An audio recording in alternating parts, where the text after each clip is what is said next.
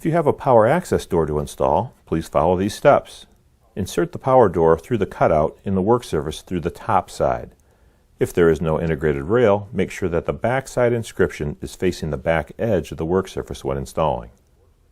On the underside of the work surface, rotate the mounting brackets into place.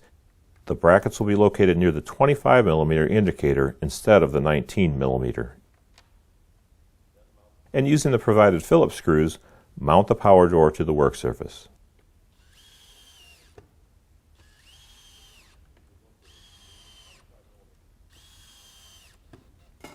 Locate the power tray and tray mounting brackets. Attach the mounting brackets to the power tray.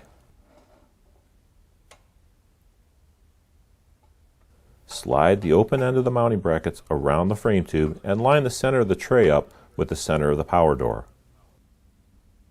Attach the brackets to the frame tube using the rectangular clamp bars. Insert the bars into the openings in the end of the brackets and secure using 2 hex screws and a 5mm Allen wrench.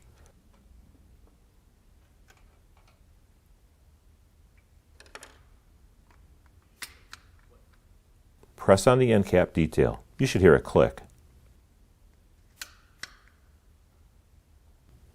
Remove the power tray from the mounting brackets.